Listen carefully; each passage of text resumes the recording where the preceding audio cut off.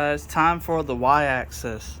So the y-axis is the actual build plate or the frame, the bottom flooring of your 3D printer usually. So what that means is I'm gonna be trying to get this actual mirror that is 400 millimeters by 300 millimeters by 300 millimeters on the left, right, front, and back. And I have it connected to the same wire that I had for this stepper motor for the Z. I do have more wiring, so I can do both if I wanted to, but I just decided to use the one that I'm not going to be using right now. Anyway, so just to make sure that you guys know that the Z is still working, I still got that wire connected to the other one for the Z. Remember, I have the dual Z over here. So I got one of the Z wires connected to that Z motor over there. And I'll even show you. Let me just hit up on the Z axis. You can see that it's moving clockwise, which is fantastic. It's doing the right thing, and it's moving up. And it stopped. Well, I'm gonna do it again. You can see that it's moving up just fine. And now we're gonna see the plate, the build plate basically, or the heated bed. So I'm gonna go 100 or 10 forward, and then we're gonna do 10 back, just so I can show you guys that the direction is actually accurate.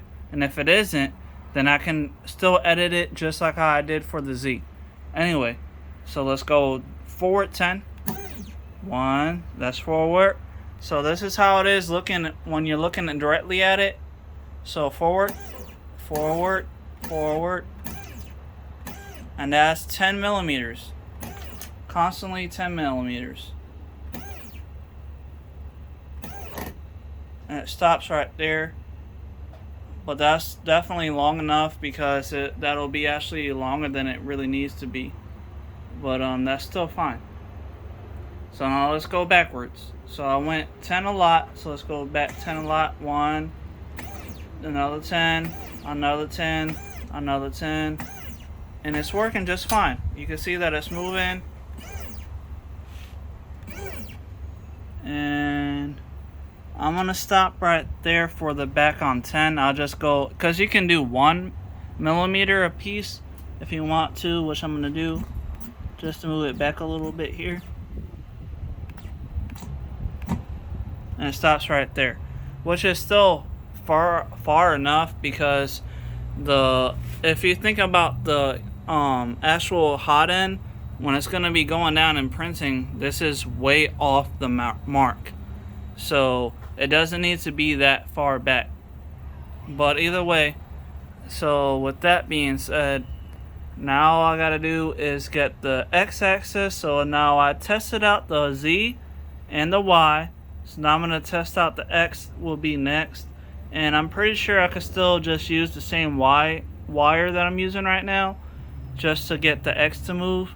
And then once I have all of the motors running correctly in the right direction and stuff, then I can get to designing some mounts for the end stops, so that way I can do the homing process where it goes to the 0 position. And then with that being said, then I can start wiring up the hot end with a Bolton tube and the filament to go through to heat up. Right now I'm using a 24 volt power supply, but the CR10 comes with a 12 volt. So since the hot end I'm pretty sure is going to be still a 12 volt, I'm probably going to have to just use the original CR10's hot power supply. Either way, I just wanted to mention that information because the CR10 has 12 volts, but the Ender 3 has 24 volts. So I can swap out for like an Ender 3 hot end or the heating cartridge. So either way, I have options here. But I just wanted to mention that if you're trying to do what I'm doing here, then you may want to calculate what you would need, because you don't want to use a 24 volt power supply on a 12 volt heating cartridge, because I don't know if that will burn out or damage it. So if you have that, I would say if you're gonna just keep using the CR10's hot end, then just swap out the heating cartridge for a 24 volt version for like an Ender 3 or something. Either way, thank you guys for watching. I'll see you guys next time on hopefully the X-Axis. Goodbye.